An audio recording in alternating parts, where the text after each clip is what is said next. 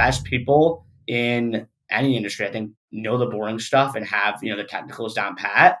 In lending, you can do the glamorous stuff, but you got to know the nitty-gritty and know the underwriting guidelines. I'm here with Zach Edelman from Easy Street Capital. Zach, welcome to the show. I'm very excited about this conversation. Zach is a real expert in STR lending, specifically on DSCR loans, so like non-conventional loans. So tell us, what is a DSCR loan?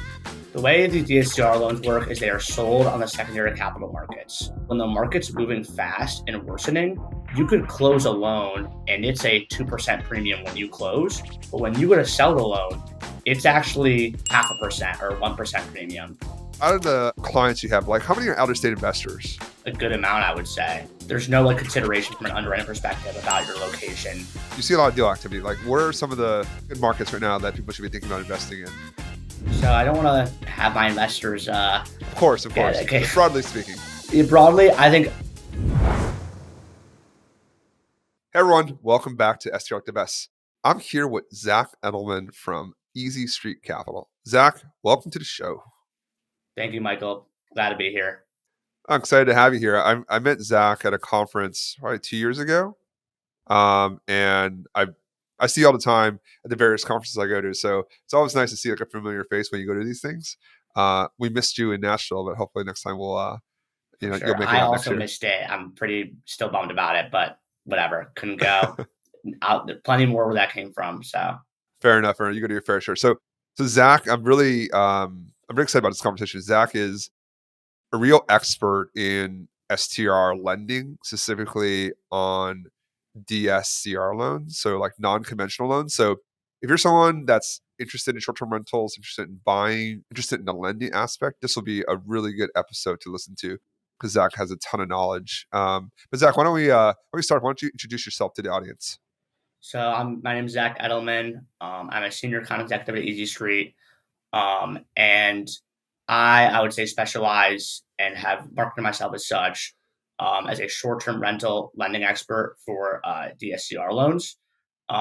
So, I mean, either purchases or, refinances specifically, or especially post, BRRRRs, I do a ton of.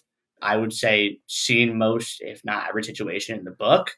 So I feel as though I'm qualified to give my advice and knowledge on this subject. No, you've been doing this for a while. You've been doing this for a while now, so you definitely are highly qualified. I'm sure you see a lot of applications, see a lot of people do good deals, bad deals. So let's jump in there. But let's start with some of the basics, just for folks that just aren't familiar with this product, where they're most familiar with just getting like a second home, conventional loan. Tell us, what is a DSCR loan? So DSCR loan is a loan for an investment property that's qualified off of the cash flow of the home. So what the DSCR ratio is gross rental income divided by PITI. So what you're bringing in, rental income, divided by your monthly mortgage payment, what you're paying out, revenue over expenses.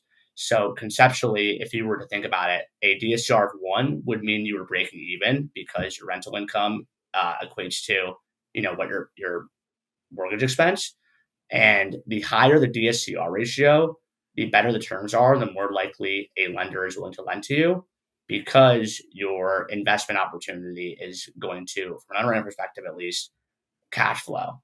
Okay. And this does not take into account any DTI requirements or look at your tax returns, and you can borrow with an LLC. Okay, so let's unpack that a little bit, right? So PITI for folks is principal, interest, taxes, insurance. So that is, your monthly, quote unquote mortgage payment, because usually those are escrowed.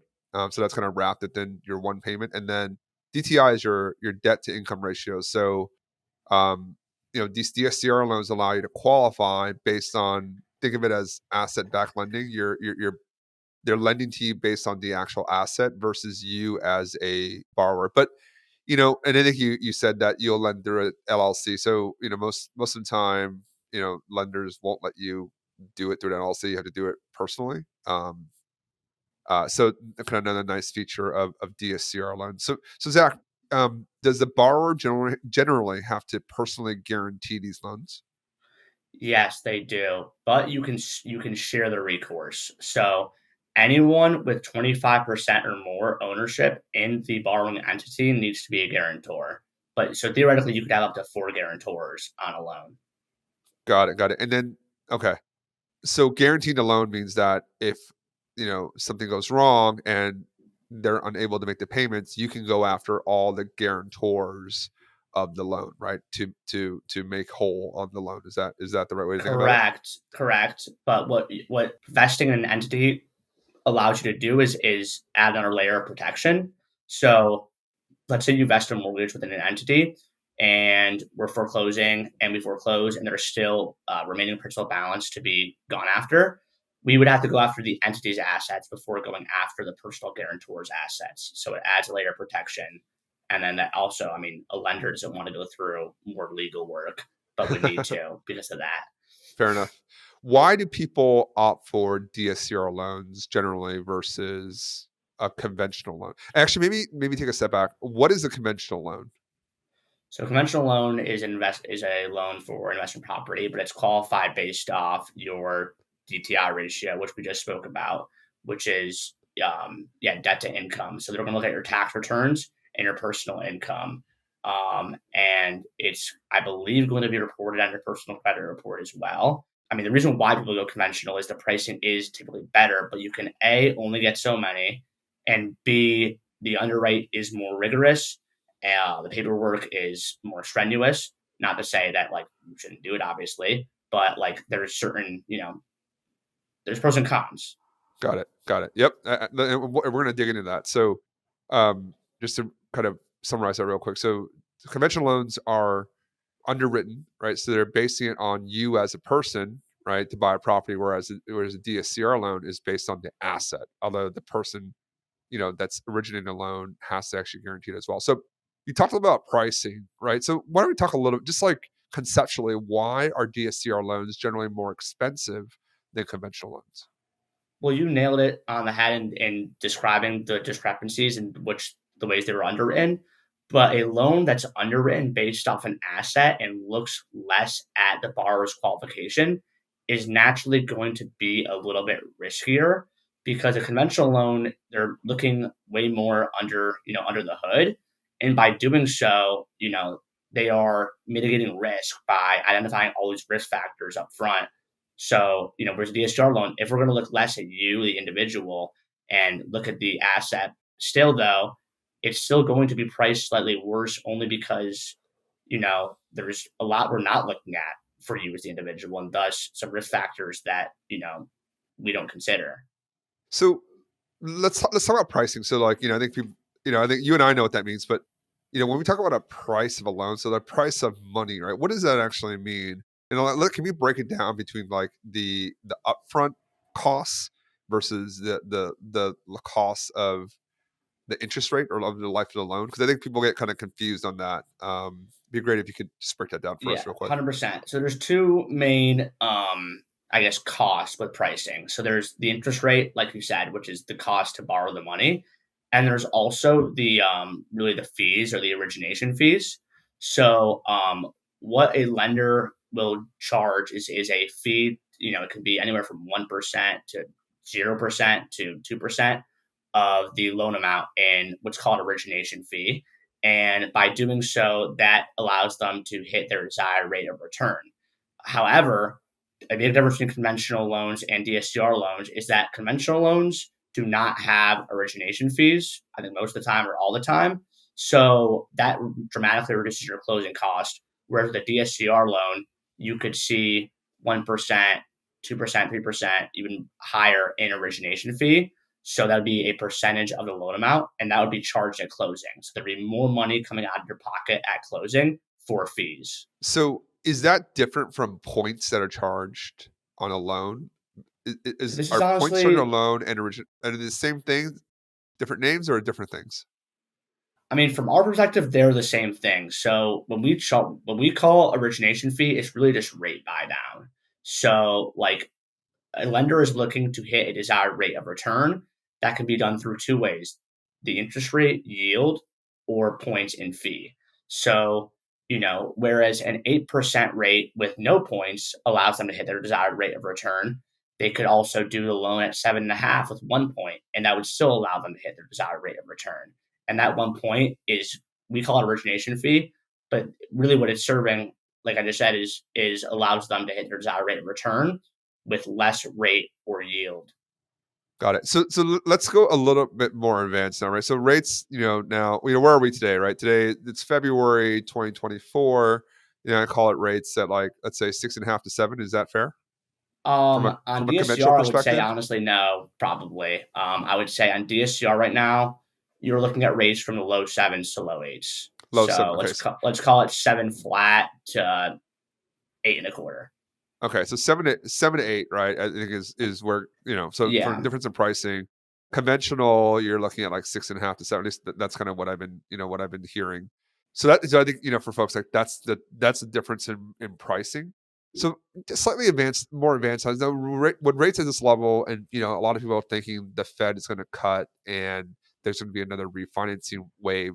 How do lenders think about that refinancing risk, right? Because you hear from lenders, like, if we have to charge you points, we can't go higher in rate because, or at least on the conventional side, we can't go higher in rate because they think you're going to refi anyway, so we got to charge you some points up front. Is that something that that you see in your world? So honestly, I honestly don't see that. Like I know we can go down to 0 points. I will say though, in times in which the market has constrained or things have gotten tighter, a lot of our competitors have instilled rules like we are a 1 point lender, we have to charge 1 point because the way these DSCR loans work is they are sold on the secondary capital markets. So they are closed and they are sold, and the lender is making a premium on the sale of the loan. So let's say they are looking to make a 2% premium. So they lend $1 million, they sell it on the secondary capital markets for $1,020,000. They take the $1,020,000, pocket the 20K, relend, rinse and repeat. However, when the market's moving fast and worsening, you could close a loan and it's a 2% premium when you close. But when you Mhm. go to sell the loan, it's actually 0.5% or 1% premium. So that yield gets eaten up with market movement. So what lenders will do to mitigate that in tough times or in times when the market's moving very fast is charge points because that is guaranteed compensation or profit Yeah. at closing. There's no risk of market movement. You're paying a point, you're paying a point. So that's something that I have seen or we have seen when the market has worsened or moved very fast. Interesting. Okay, that's good. I think most people kind of think, are curious about why they have to pay points. So I think this sheds some light on that. I want to kind of get off the topic. I think we're a little technical, but I kind of want to back off that a little bit. Let's talk a little bit just about your background. We were talking before we came on camera. How long have you been in industry? What were you doing before? You're a senior account executive now, right? So you're very front facing. You're working with clients to help them originate loans. But that's not how you started, right? So maybe just talk us through a little bit about your personal journey in lending and in short term rentals. Absolutely. So I actually started at a different company than Easy Street, and what it was they had a commercial program. They were just a commercial lender, and they were starting a residential program. My now boss, my still current boss, was charged with starting that residential program, which was just DSCR. So I was a real estate finance major at the University of Texas in Austin, and I applied to be an analyst, so an underwriter under this new residential program, and got accepted, started, and was for about a year. The program eventually, my boss took the program, moved to another company.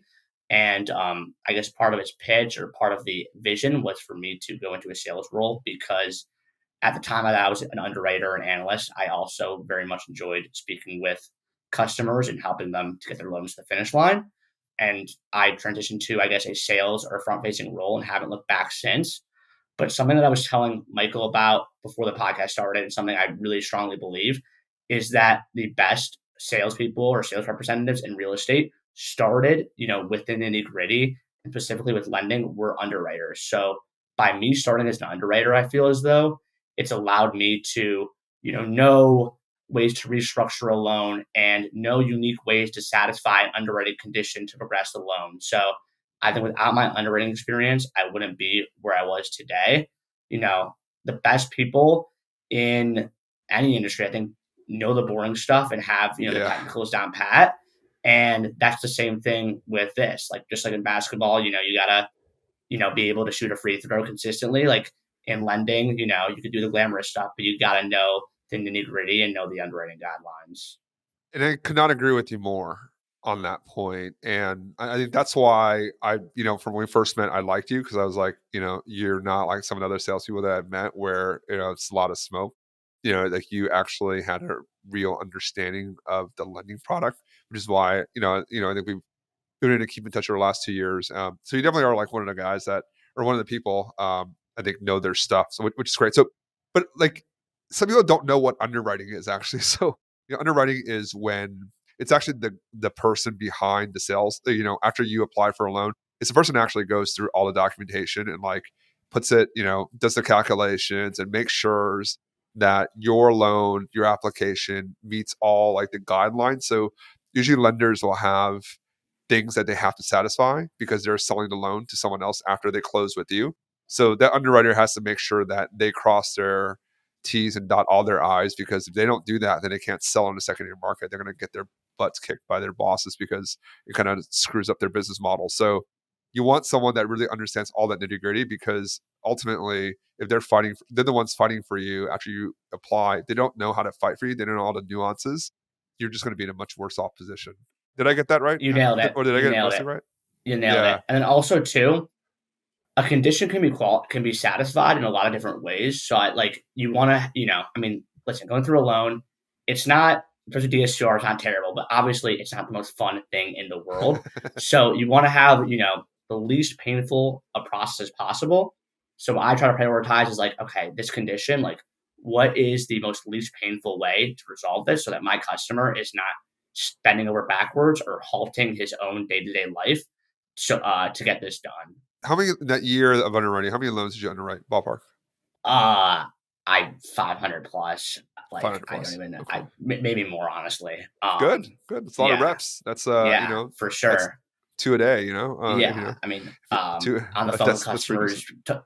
explaining them documents, why they're important and stuff. Yeah, definitely earn my chops. There you go. And you started 21, right? So you're kind of right at the boom. And then Yes. last year, let's have some numbers. Like last year, how many loans did you, or volume or number of loans did you originate at Easy Street? Last year, I did just shy of 50 million in total loan volume. Not sure the number of loans, but I mean, definitely, 50 I think mil. like 150 probably around, Wow. if Okay. not. Yeah, What was your batting average, you think? Out of the ones that, how many did you get that's a across the line? great question. I think pretty solid. I would say like 85 plus. I really Dang. struggle Okay. to let alone die. Like if I've killed alone, I have exhausted every single option in the book, and it is truly undoable, or at least I'd like to think so. Okay. So we can go down a rabbit hole there, but 85%, that's good. I mean, it comes to, product of one, your knowledge of the underwriting process. Right. Two is Could be higher, by the way. Now that you say 85, maybe 92, 90, but so a number I feel confident and good in. fair enough. Fair enough. You gotta give yourself like a good lender. You got to give yourself a little bit of a little cushion. I respect that. Yeah. Um, what would be a good client, right? And I think that's kind of simple. It's like, oh, someone probably just has all their docs together and brings you a good loan, right? Or brings you a good property. But is that the right way to think about it? Like, how do you like say I go to you and, hey, Zach, I found this great property here, and like, can you underwrite it for me? I did ask you last time actually, and Yeah. you said the acreage is too big, couldn't qualify me. But what makes someone a good client? Like when they come to you, like what should they kind of have already kind of prepared so that they can kind of get through a process pretty easily with you? So like you did, I mean, I would say the more details you can disclose up front, the better. Even if it's unnecessary, who the heck cares? People will come to me and be like I made blank last year, and I'm like, well, it doesn't matter. We don't look at DTI, but still, like, say all the details up front about the deal and yourself as a borrower that you think are important. So, I mean, just some key points I would say are that we look at specifically for short-term rentals are the asset itself. So send that over and all the details you can provide, and that your experience as a short-term rental operator. I say that because depending on your experience, that actually determines how much of AirDNA we can underwrite, which is a whole other, Interesting. What if path. I say I have 31? Does that what does that get me? Well, we'll look. So we can either, so we really prioritize experience.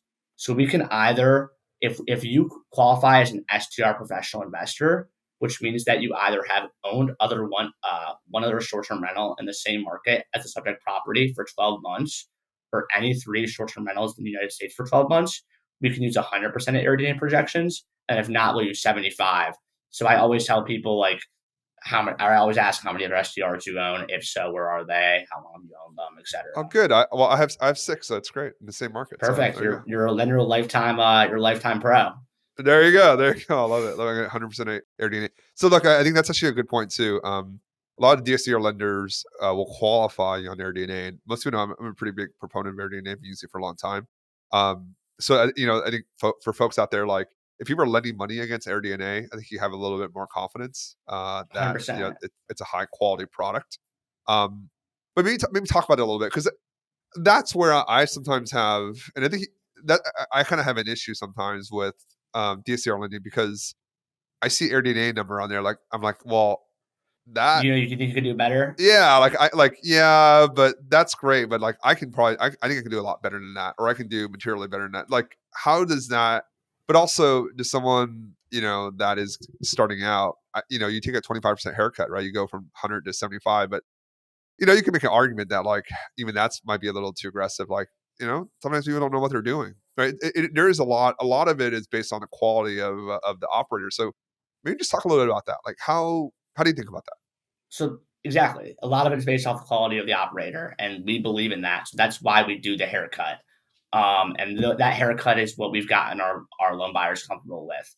What I will say, on the Airdname front is, or a couple things.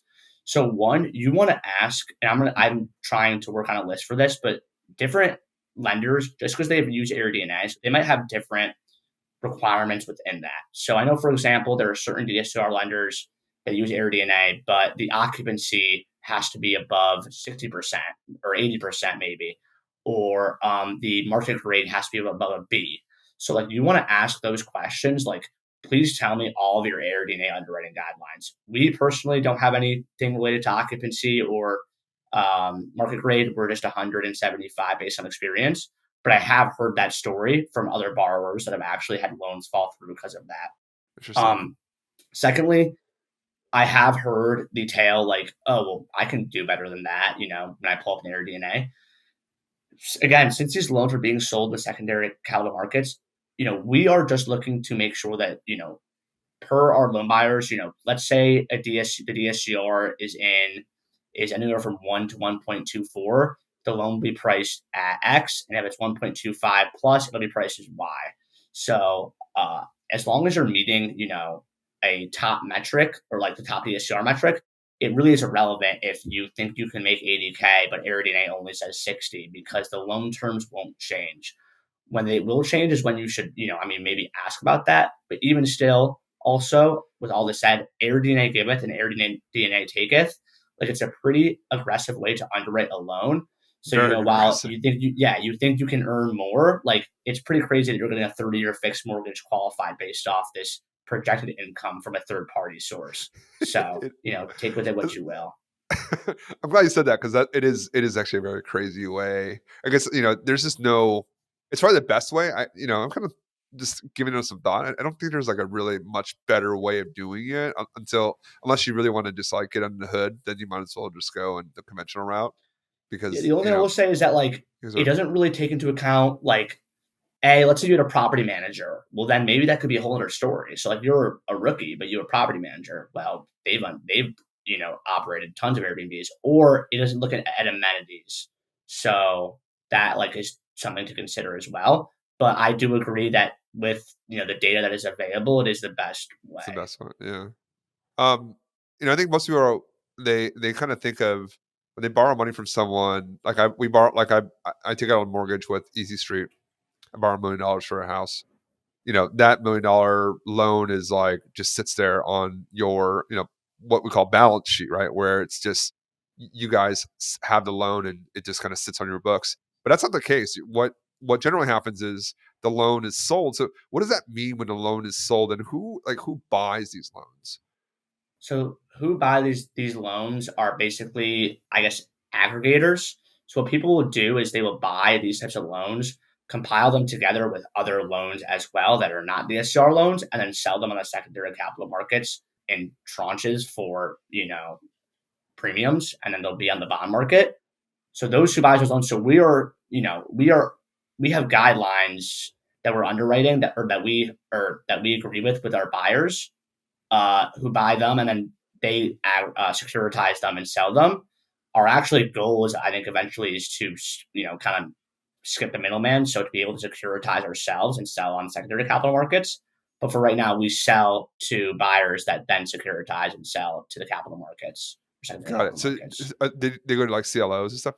Is that kind of where they go and package it into a CLO Yes. and sell thing? Okay, got it. CLO for folks is a collateralized loan obligation, which is a very like Wall Street term. It just means something that takes a lot of loans and then chops it up again into different securities. That's all it really means. All these like fancy Wall Street terms. But yeah, I mean, the more middlemen you can strip out, the more money you generally can Yeah, make. exactly. And But that's why, by the way, like, with any guideline with DSCR is that, like, Michael could say, with the AirDNA thing, like, I think I can earn more. Well, great, but our loan buyers have, per our agreement, have to have the loan qualified with 100% or 75% AirDNA. So, yep. even if you send us all the support that you think you'd be the best operator of all time, this is the way it has to be. Doesn't matter. Yeah, no, agreed. And then so that's great. I think we've demystified a lot of this stuff here. One thing I think we didn't hit on was like the DSCR ratio. I think we probably should have done that in very early. Where gross income divided by PITI, right, which is again your kind of your quote unquote mortgage payment equals 1. That means you're breaking even. We just talk a little bit about that. Like, what's a DSCR that is good and quote unquote good, like that you guys are comfortable with, and then maybe elaborate a little bit more on like there's certain metrics you need to hit the loan, but also just as an investor, like where do you kind of want to be so that look, nothing's a straight line up. There's going to be ups and downs. That like there's enough cushion there that that you as a professional that has done over 500 loans plus the ones that and the 50 million you did this year, like where would you be like, okay, yeah, hey, this is where you kind of want to be, even though I can underwrite you at this or I can lend you at this. You probably want to be here to give yourself a little more cushion. 100%. So our top bucket is 1.25 plus. So gross rental income divided by monthly payment equals 1.25. Something important to note is that we are only taking into account PITI. So, let's say you're paying a property manager. That is not taken into account, and that can be a massive, massive reduction in revenue. Or let's say something breaks or something like that. I mean, there's a lot of expenses that we are not taking into account. So I think honestly, like a 1.5 or above is probably where you should look. I mean, the higher the better. Something also that I want to point out is that like DSCR is kind of like a feedback loop if you think about it. So the higher the DSCR, the better the terms are. The better the terms are, the higher the DSCR, and then vice versa, same sort of thing. The worse DSCR, the worse the terms are. The worse the terms are, the worse the DSCR. So it is really essential that if you were getting a DSCR loan, I mean, just you obviously want it as high as possible. Got it. But that concept I think is super interesting. Makes sense. Yeah, look, hey, we all want to buy deals that have very high DSCRs, Yeah, my friend. I thought, but It's like also by the literally way, our job as investors. it can make sense if the lender is underwriting it as a negatively cash flowing deal, but maybe the deal can still make sense. So, couple actual situations where this can apply is, one, for example, like Michael said, he thinks he can make more on a property that's, we're qualifying off air DNA. So from an underwriting perspective, it's barely cash flowing, or maybe even negatively cash flowing. But he knows that with the rental income he thinks he can bring in, it actually is going to be a home run from a cash flow perspective. And secondly, in markets that are pretty expense heavy, specifically like taxes, so like California or like Austin, Texas, for example, you could buy a property and be breaking even or actually losing a couple hundred, month to month, but then it appreciates a gargantuan amount. You sell the property and that gain on sale vastly exceeds the losses that you had from the cash flow. Like that is an investment that is a negative DSCR, but can make sense. Welcome to the New York condo market. I live in New York City, and Zach just moved here too. That literally is New York City investing. I mean, if you find something that cash flows, you are a very, very rare breed. Nothing cash flows here. You're always losing money, but you're supposed to get appreciation. Um, the fees are very high here, so I mean that's why you know, I personally that was my journey of like out of state investing, and I kind of changing topics a little bit here. Living in New York City, there's just nothing that cash flows here. So if you live in a high cost city or state, you can invest out of state. Like it's a mental barrier. I think that more than like operationally, it's difficult. That the technology and infrastructure and knowledge is out there. Like avail yourself of opportunities to think differently, right? Whether it's investing out of state or like you don't have to do a conventional loan, you can do a DSCR loan. There're just other things out there, that other options that aren't along that kind of like that straight and narrow path. I think the more that folks are willing to be creative, I think it really unlocks a lot of opportunities. I guess on that point, like just high level, out of the clients you have, like how many are out of state investors? I would say honestly a good amount. I would say we see a lot of people that I would say have one or two in state and then believe as though they can replicate it out of state. Mhm. Um, what I also will say is that there's no like consideration from an underwriting perspective about your location and where the property is located. But we do see a good amount of out of state investors. Obviously, also a lot of in state as well. But any of those out of state investors, I would say, most of the time they have previous experience. Yeah. Yeah, no, no. I mean, it takes there's Yeah. definitely a barrier there, right? Like, but it's not insurmountable. Many people have done it. So, again, like, have confidence in yourself. Like, the knowledge is out there. Listening to this pod is a good start, right? You're kind of getting a good education on the DSCR landscape. So, Zach, like, you see a lot of deal activity. Like, what are some good markets right now that people should be thinking about investing in? So I don't want to, have my investors Of get course. okay, Broad, but broad, broadly yeah, speaking. broadly, I think I was telling Michael the West Coast of Florida. There's a lot of good opportunities. I'm also still seeing deals in the Smokies. Like I said, like there's still, I mean, I think there still is opportunity to be had there. So those are, I would say, two solid markets. And then, yeah, those are probably my two biggest inquiries right now. I'm doing a ton on the west coast of Florida, and then the Smokies still, there's volume to be had. What were some hot markets that aren't so hot now? Let's kind of reverse that. What were the things that like that were like rocking it now? Okay. Joshua Tree is commonly scrutinized in I guess lending with regards to values. Palm Springs, I'm pretty sure, had like a massive licensing undertaking. So like you could have bought a property like for the sake of Airbnb and probably had the purchase price reflected of that potential, and then now can't Airbnb the property and can't, and if you want to sell it, it's worth a lot less. So Palm Springs, Those haircuts in Palm Springs are scary, actually. yeah, Like all the equity, all I mean, frankly, the lender's impaired there. Like all the equity's gone, and I see like 30-40% haircuts there. It's pretty insane, actually. 100%. The Smokies. With that said, I am seeing deals there, but I also will say we have plenty of loan buyers.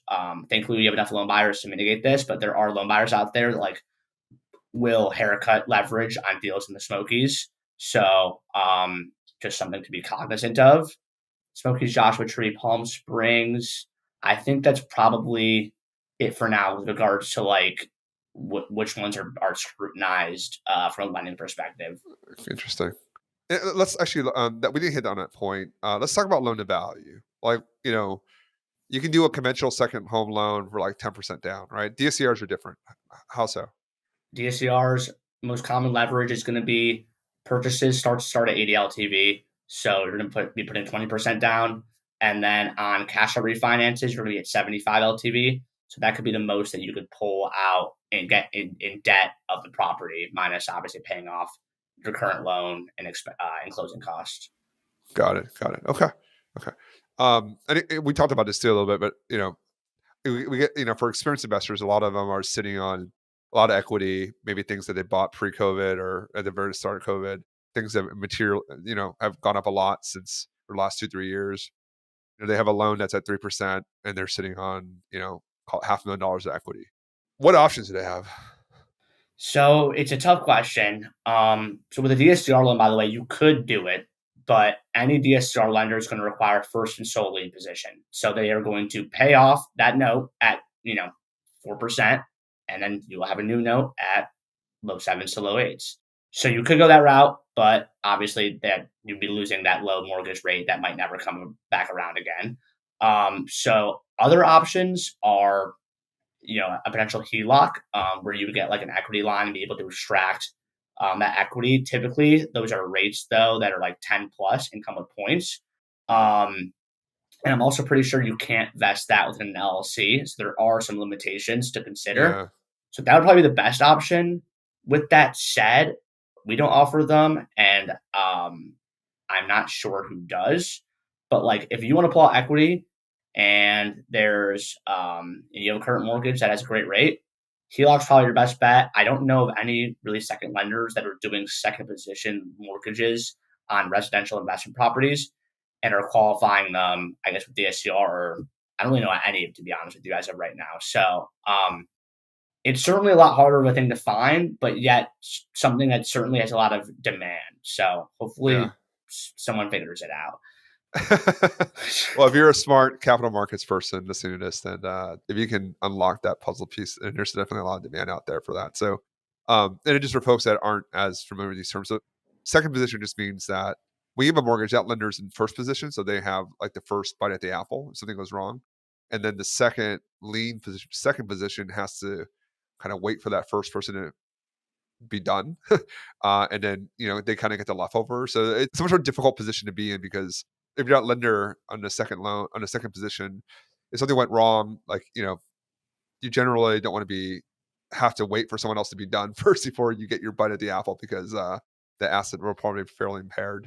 So that's why it's kind of hard. But I think a lot of people are sitting on a lot of equity and really want to try to figure out a way to unlock that. There's a lot of talk on social media and just in general about like, return on equity or your efficiency on your equity. It's great to have the loan there, but also if you don't want to sell, you are like it's actually your return on equity is probably pretty crappy actually, right? Because you're making a good return, but if you can't unlock the equity, it's just kind of sitting there. 100%. It might be like, maybe you came with 20% now, you have like 40 or 50% equity versus a loan, right? Like that's not a fantastic. It's great for the lender. It's great for that first position lender, but not super great for the equity holders. Yeah, and also, I mean, just something to realize, like, I mean, it can still seldomly, but if you're pulling out equity for another opportunity, and that opportunity, rate of return exceeds, the current interest rate that you have, or there's math associated with this that like it can make sense to pull out that equity, have a higher interest rate, but with this new opportunity, it can still make sense. So, For sure. obviously, it's a scary thing to do, but and run your numbers, but like it can make sense. Leverage on leverage. Have you heard of that Munger, the Charlie Munger saying about how there's a Charlie Munger who recently passed away, who's Warren Buffett's kind of second at Berkshire Hathaway. And then he had a quote. It's a really funny one. I remember. It's like, smart men go broke three ways: liquor, ladies, leverage. I've not heard that, but that is unreal. Like not untrue. There's some pretty good. It's a funny quote. But hey Zach, really appreciate you spending time with me today. And just sharing your knowledge, your really deep knowledge in the space. Final question. Business is a team sport. Wouldn't be where we are today without people that kind of helped us along the way. You know, who's someone that's really kind of helped you along in your journey? You're young, you got a long way to go. Who's someone that's really kind of helped you get to where you are today? Easy answer for me, without a doubt, is my I guess not my head of sales, but like the head of the program, Robin. Robin Simon. He has put me in places to succeed and believed in me. So spent money for me to go to conferences and stuff, believed in my potential, and I feel like trusted me with a lot of ideas and tasks that someone at my age with my experience wouldn't be trusted with elsewhere. So definitely, Robin, if you're listening to this, thank you. Well, shout out to Robin. I've met Robin before, great guy. And folks, if you're looking for a great lender, and I just recommend, talk to someone that really knows what they're doing. Like if you listen to earlier part of this, make sure, really ask questions, right? I always ask, do you own STRs, right? Have you done the underwriting before? How long have you done this? How many loans did you originate last year? Just ask the questions. It's like, don't get caught up in the, song and dance. Like, I think a lot of people, they kind of can talk a big game, but unlike Zach here, that's been doing this for a long time, really understand the nuts and bolts of the industry. I'm trying to come out with a list of like best questions to ask your DSCR lender for STRs. So hopefully I can release that soon. That'll be helpful as well. Just like a checklist. Yeah, put it on your social media. Zach, how do folks find you? So you can find me at my Instagram at Zach ZACH Edelman EDELMANESC, or my Facebook. It's just Zach Edelman. Or on Bigger Pockets or LinkedIn. And then also, if you want to hit me up directly, feel free to email me at zach@userecap.com. Okay, hey, so I'm going to put Zach's Instagram because I believe very much in helping people, smart people, build their social media. So check out Zach on his Instagram account, give him a follow, send him a DM, and Zach, I excited to continue working together. Hopefully, we can find something to work on in the near future. And thanks again for spending time with me today and share your knowledge. Really appreciate it. Thank you for having me. This is awesome.